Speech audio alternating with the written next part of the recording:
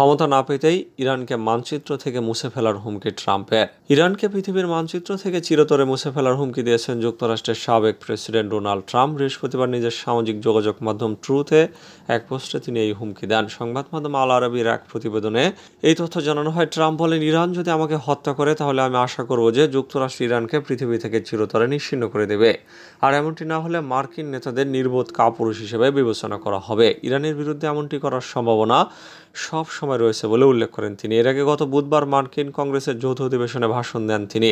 এ সময় তিনি তার বিরুদ্ধে ইরানের চক্রান্ত তুলে ধরেন। এরপর ট্রাম্প এমন পোস্ট করেন। অবশ্য প্রেসিডেন্ট থাকাকালে এর আগেও একাধিকবার ইরানের বিরুদ্ধে হুমকি দিয়েছেন তিনি। গত সপ্তাহে মার্কিন সংবাদ মাধ্যম জানিয়েছে, মার্কিন গোয়েন্দারা কয়েক সপ্তাহ আগে ট্রাম্পকে হত্যার বিষয়ে ইরানের ষড়যন্ত্রের ব্যাপারে জানতে পারে। এরপর সিক্রেট সার্ভিস থেকে ট্রাম্পের নিরাপত্তা জোরদার করা হয়।